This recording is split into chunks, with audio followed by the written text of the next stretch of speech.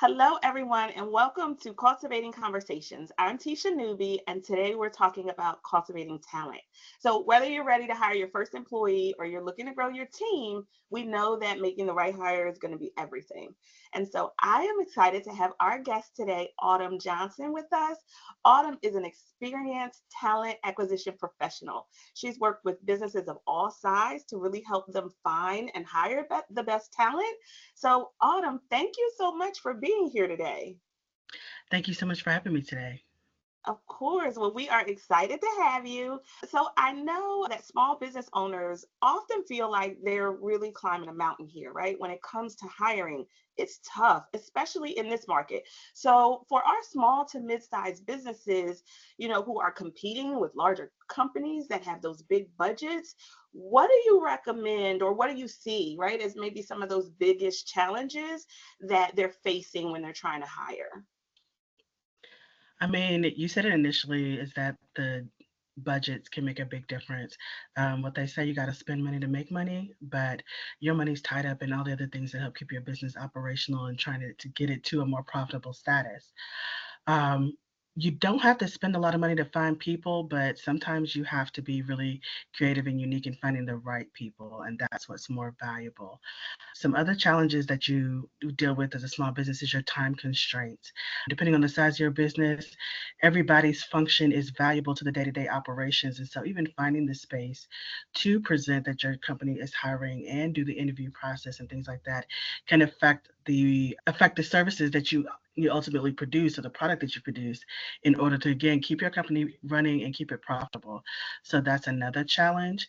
The unchangeable aspects of the job that you need to fill, whether it's the job duties, the location, where it has to be performed, the hours, some of those things that depending on what type of organization you have, might not, be as popular in the local market that you're in, or as a profession, you're something really niche, unique, maybe something that started out as a hobby for you, and then you turned it into a organization or company, and it's just not something that everybody has the same vision that you had for it, becoming a small business owner.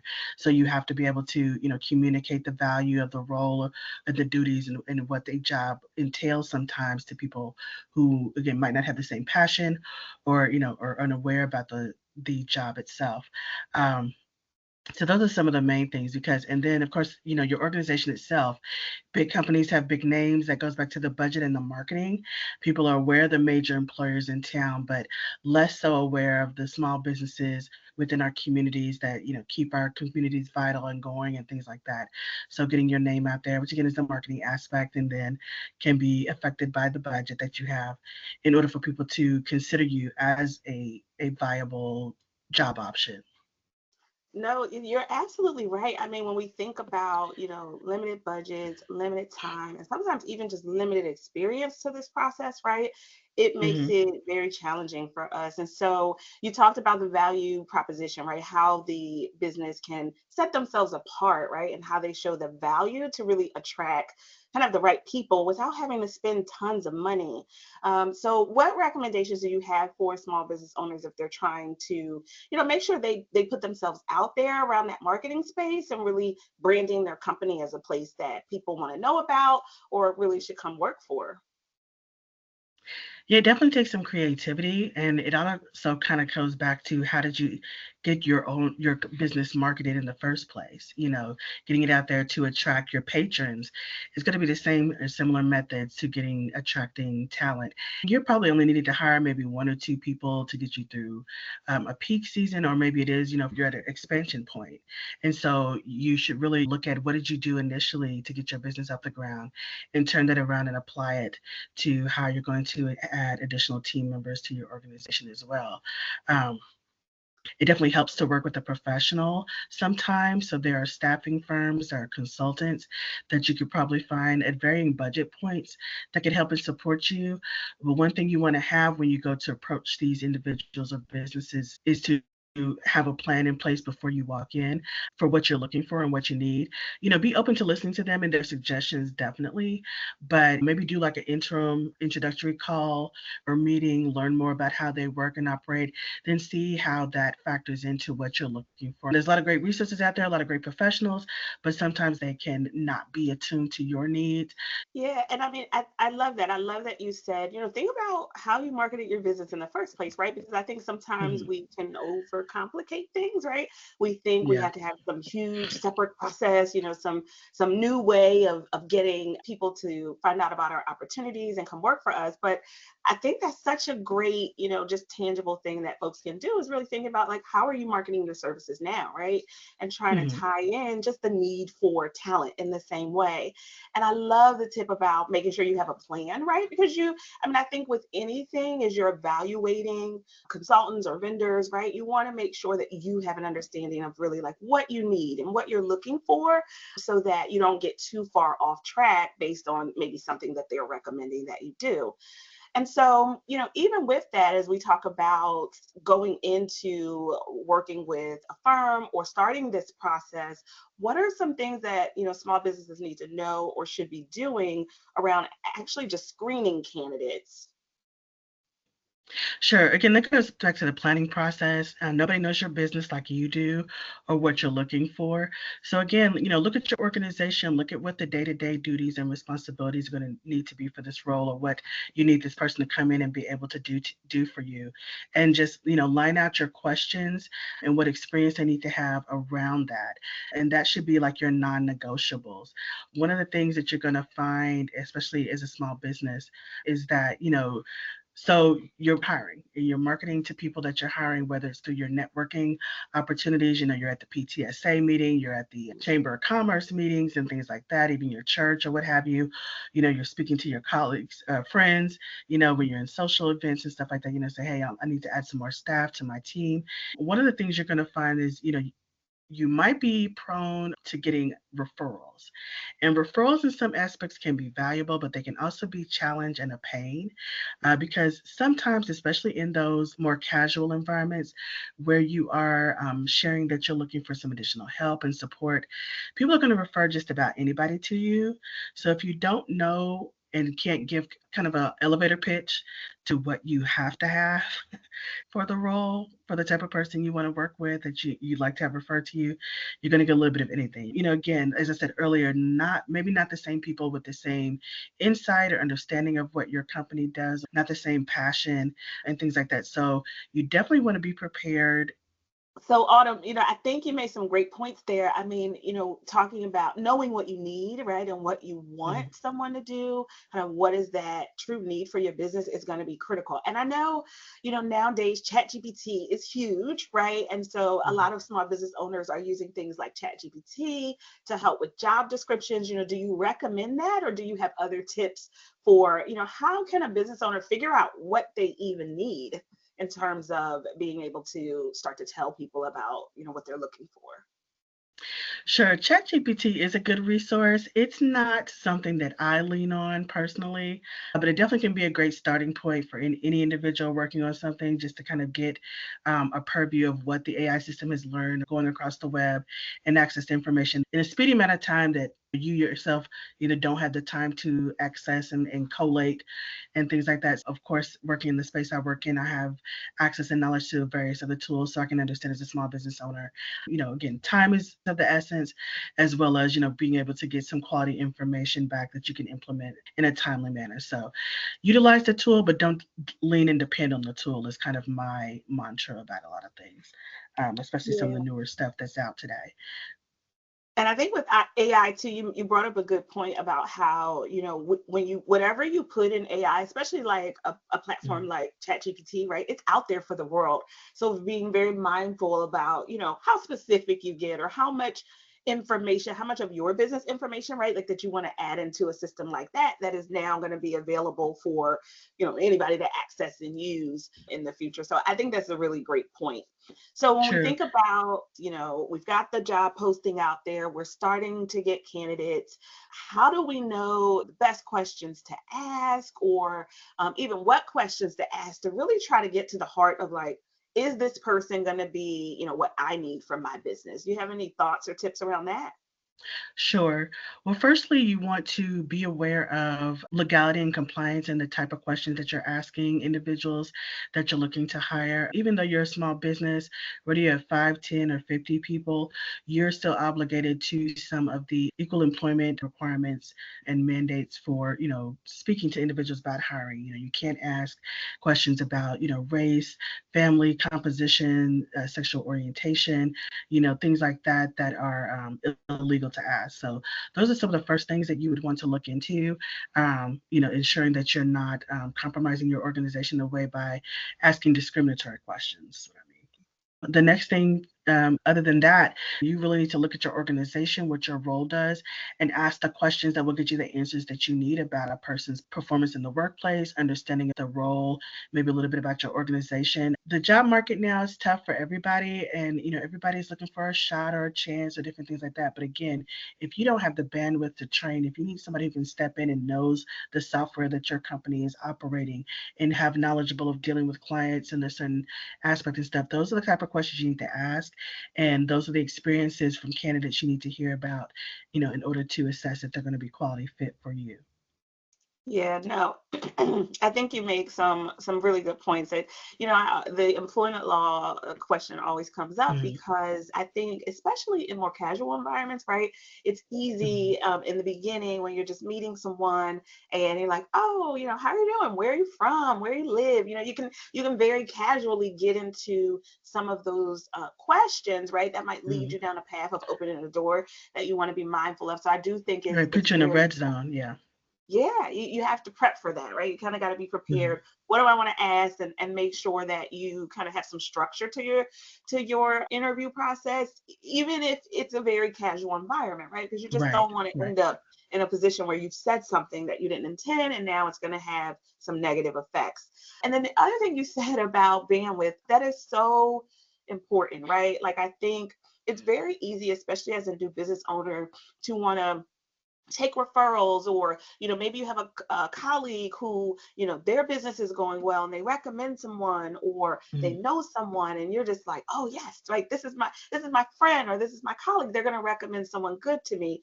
But if you don't have that time and bandwidth to really train them, you cannot, to your point, right, do not give in on your non-negotiables, right? Like there are going to be those Yeah. basic things that people just have to know to be successful. And I mean, it not only is it not helpful to you, it's not helpful to that person, right? Because then they're going to come in that environment and may not be as successful, right? And just can kind Yes. of create some negativity around the whole experience. So, is there anything else that you want to share with our community around this topic, recruiting? Anything else that you think they really need to know? Sure. I want to talk a little bit about the candidate experience of the interview process.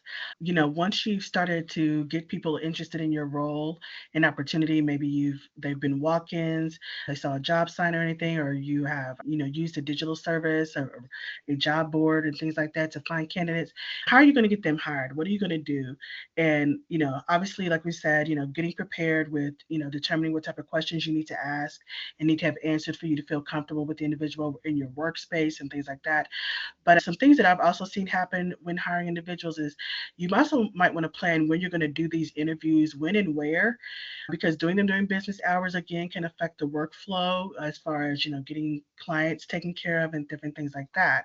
Sometimes when you're bringing applicants in during the business hours, again, it can affect the business flow, but sometimes your current employees can be a hindrance to the interview Mm, process. I know a friend of mine, she works for a large restaurant company, and she's got candidates going to the local pizza sites and things like that to meet the managers and do their interviews.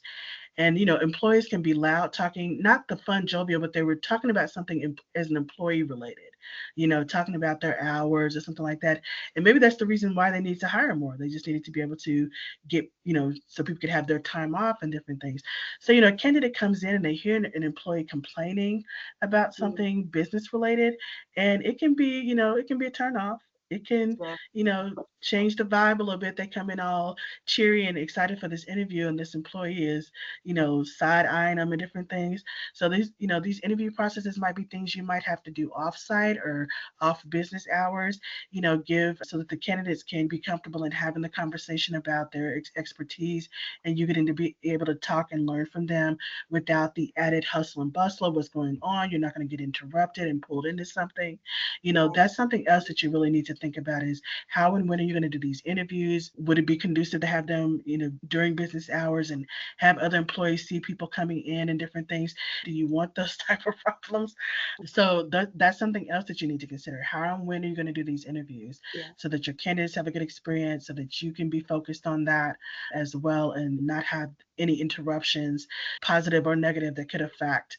Yeah, and I think I'm glad you mentioned that too, because we Mhm. know, I think the other thing we know is that individuals are going to talk, right? Your customers are going to talk Yeah, about your experience.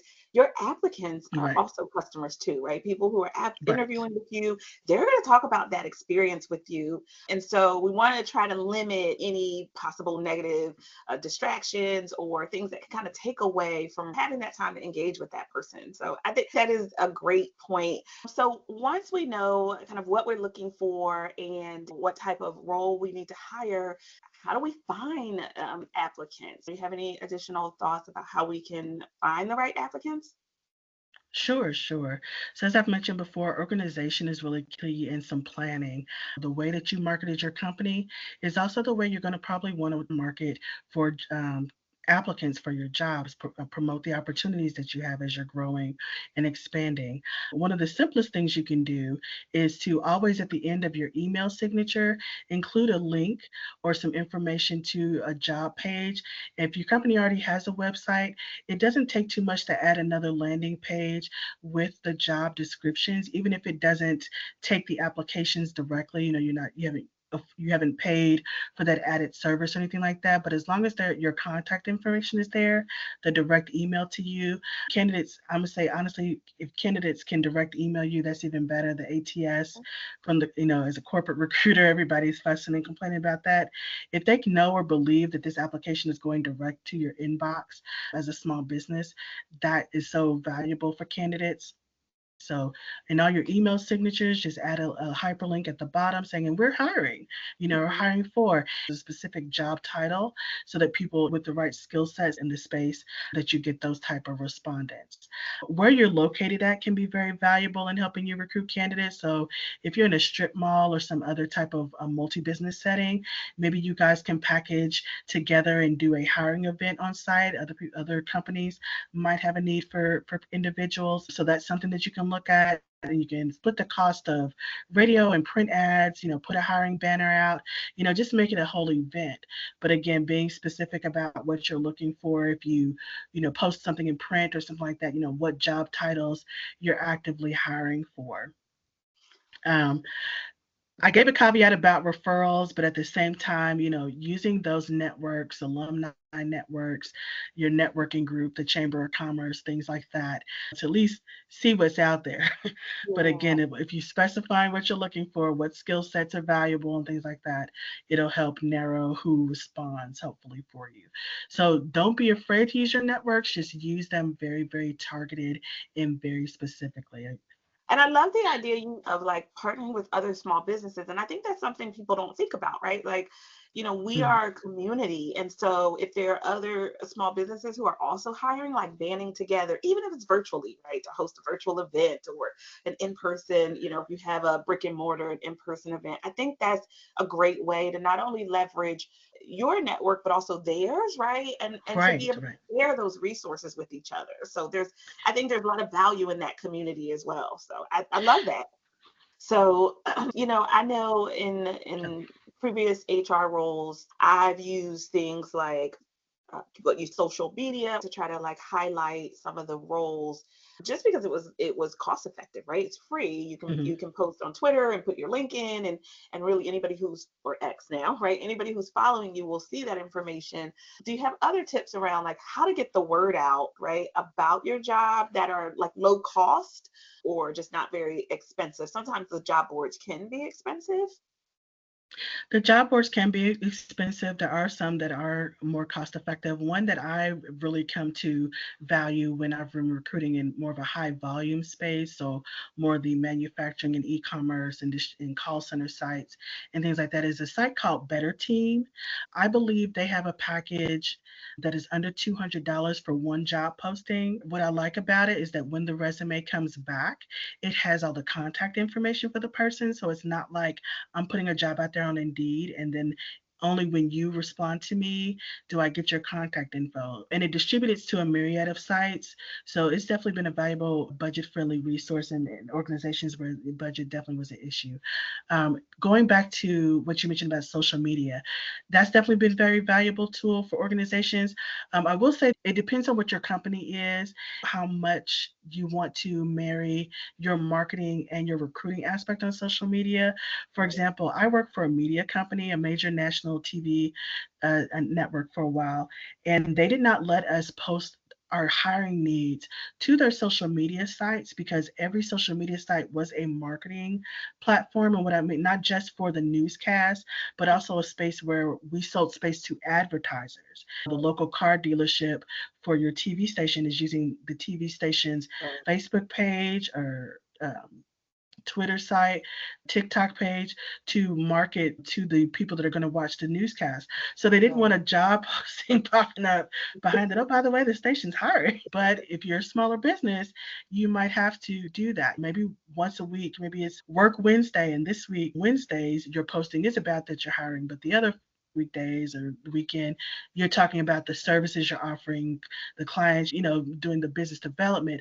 And maybe one day a week you focus on, hey, we're hiring just to get it out Yeah. there.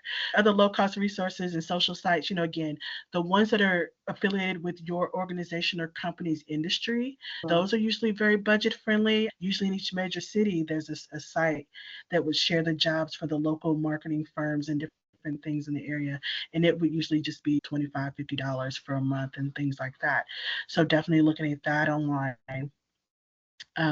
Your alumni organizations and things like that. In the past, they were kind of freebie, but now they're looking to, build revenue, things that can help their students. But even your high schools, if you hire more entry level roles, sponsoring or being a vendor at events to get your name out there, and then the universities themselves with that budget, Yeah, they're something like that sounds like you a great yeah, resource, right? right, Yeah, those are some great tips. Great you know. tips. Thank you. You have dropped so much great information for us today.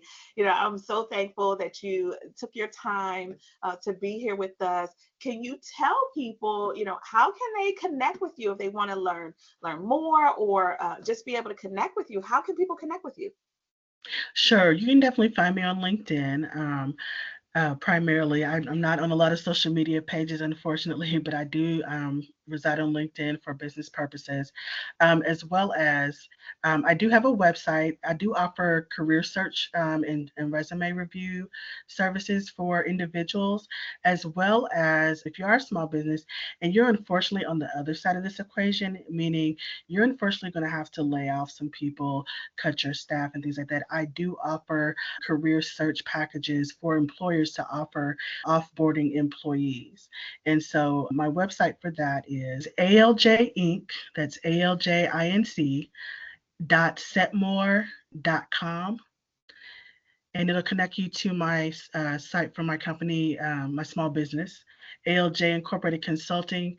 And there you can find packages for resume review or career search support. And again, if you are an employer that, again, is unfortunately needing to restructure, I have a package there that you can offer your employees to help launch them out successfully into their job search, their unavoidable job search. So, No, thank you. Thank you for sharing that. And those are some amazing resources, Autumn. I mean, I love that you offer that, and I'm mhm. happy to connect the community with you as well. And of course, if you need, personalized HR support, don't hesitate to connect with us at Cultivate HR. We partner with other small businesses like Autumn, and we've got you covered. But before you Mhm. go, please make sure you take a moment to subscribe, leave us a review, let us know what you thought about today's episode episode and what else you'd like to hear us talk about. We've got some value coming your way. So we're really looking forward to keeping these conversations going. Thank you so much, Autumn, for really hanging with us today.